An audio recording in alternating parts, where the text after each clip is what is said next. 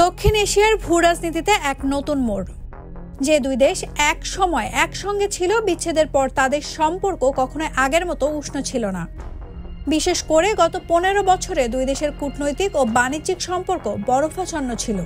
তবে এবার সেই বরফ গলতে শুরু করেছে। সম্প্রতি বাংলাদেশ ও পাকিস্তানের দ্বিপাক্ষিক বাণিজ্য $1 বিলিয়ন ছাড়িয়েছে, যা সাম্প্রতিক ইতিহাসে একটি নতুন রেকর্ড। বিশেষজ্ঞদের মতে এটি শুধুমাত্র একটি সংখ্যা নয়, বরং দুই দেশের রাজনৈতিক ও অর্থনৈতিক সম্পর্কের পরিবর্তনের ইঙ্গিত বহন করে। এই সম্পর্কের উন্নতির পেছনে সবচেয়ে বড় ভূমিকা রেখেছে রাজনৈতিক পট পরিবর্তন। বাংলাদেশে দীর্ঘদিন ক্ষমতায় থাকা শেখ হাসিনার সরকার 2024 সালের আগস্টে এক গণ আন্দোলনের মাধ্যমে ক্ষমতা হারায়। এরপর সরকার গঠন করেন নোবেল বিজয়ী অর্থনীতিবিদ ডক্টর মোহাম্মদ ইউনূস। ক্ষমতায় আসার পর তিনি পাকিস্তানের সঙ্গে সম্পর্ক উন্নয়নের ইঙ্গিত দেন এবং দ্বিপাক্ষিক সমস্যাগুলো মিটিয়ে এগিয়ে যাওয়ার আহ্বান জানান। তিনি সরাসরি পাকিস্তানের প্রধানমন্ত্রী শাহবাজ শরীফের সঙ্গে যোগাযোগ করেন, যার ফলে দুই দেশের মধ্যে বাণিজ্যিক সম্পর্ক নতুন উচ্চতায় পৌঁছায়। বাংলাদেশ ও পাকিস্তানের মধ্যে যেসব পণ্য বেশি বাণিজ্য হচ্ছে তার মধ্যে উল্লেখযোগ্য হল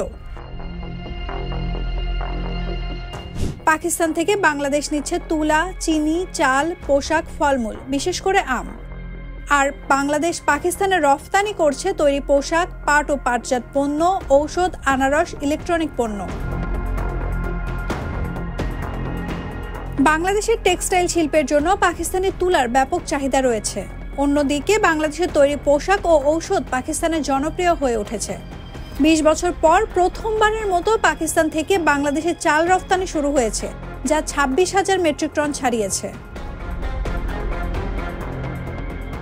এছাড়া বাণিজ্য বৃদ্ধির পাশাপাশি দুই দেশের যোগাযোগ ব্যবস্থার উন্নতি হচ্ছে। পাকিস্তানে নিযুক্ত বাংলাদেশের হাই কমিশনার মোহাম্মদ ইকবাল হোসেন খান ঘোষণা করেছেন যে কয়েক মাসের মধ্যে ঢাকা ইসলামাবাদ সরাসরি ফ্লাইট চালু হতে যাচ্ছে। এছাড়াও পাকিস্তানি নাগরিকদের জন্য বাংলাদেশি ভিসা অনলাইনে সহজীকরণ করা হয়েছে, যা ব্যবসায়ীদের জন্য আরও সুবিধাজনক হবে।